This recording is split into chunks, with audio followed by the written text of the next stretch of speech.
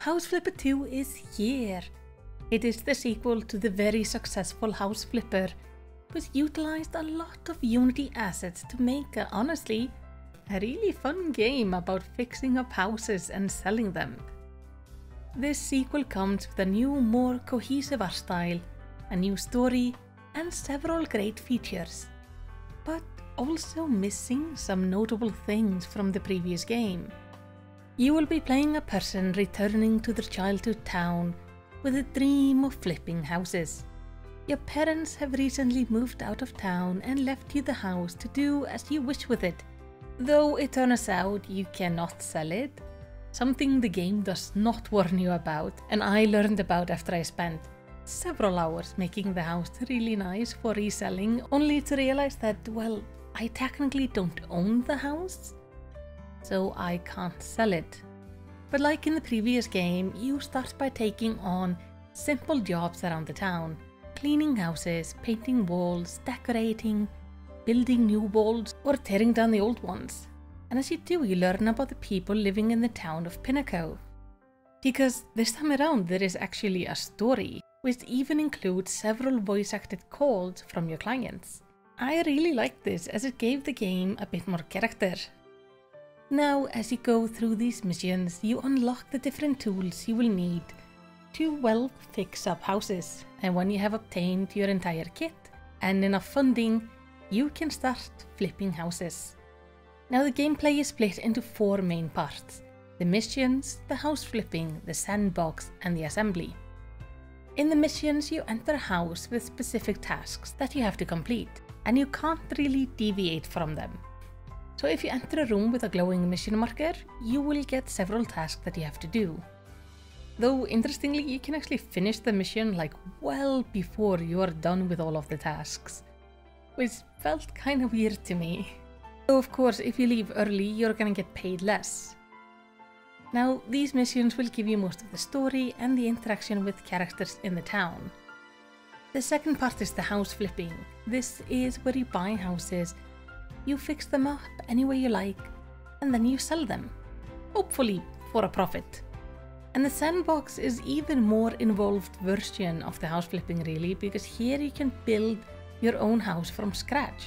Though I'm kinda sad that it's not part of the main story, and instead is sort of a side thing. And finally, there is the assembly.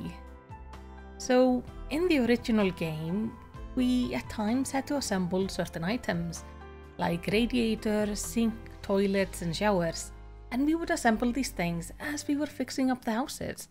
Now the assembly is kinda its own side content.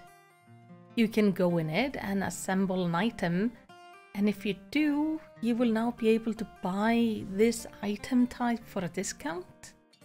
I mean, the minigame is neat and I had some fun with it, though the controls in it are just absolutely atrocious. As many times I felt I was spending more time struggling with the camera than actually assembling the items. Now I believe there are some good improvements from the original. The new art style is lovely and brings a unified, cohesive look to the entire game.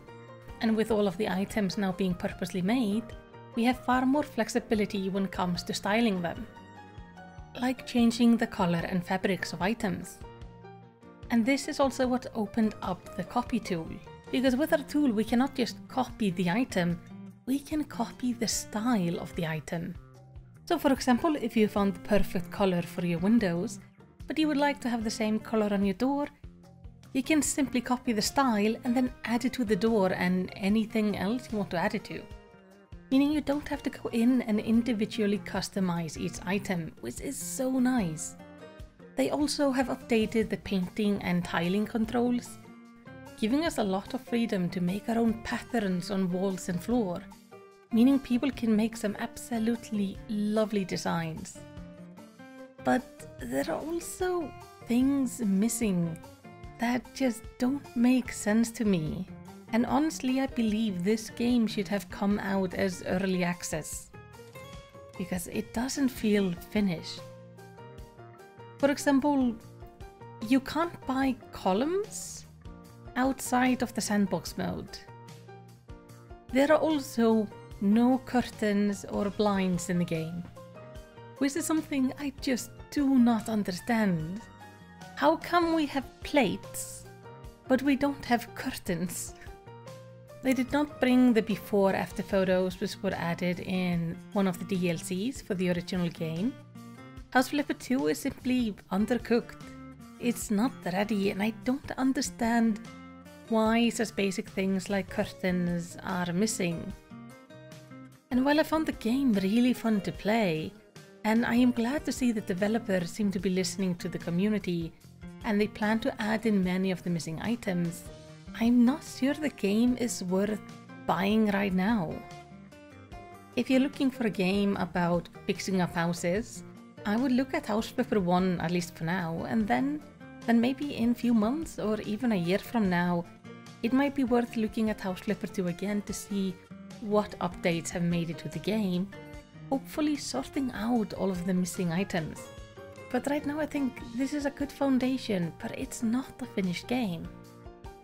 Is House Flipper 2 something you would be interested in playing? Have you played it yourself, and what were your thoughts on it? And what are you playing these days? Let's talk about it in the comments. And while you're down there, make sure to do the like and subscribe stuff. But whatever you do, I just want to say, tack för att horva och ägde inte sländag.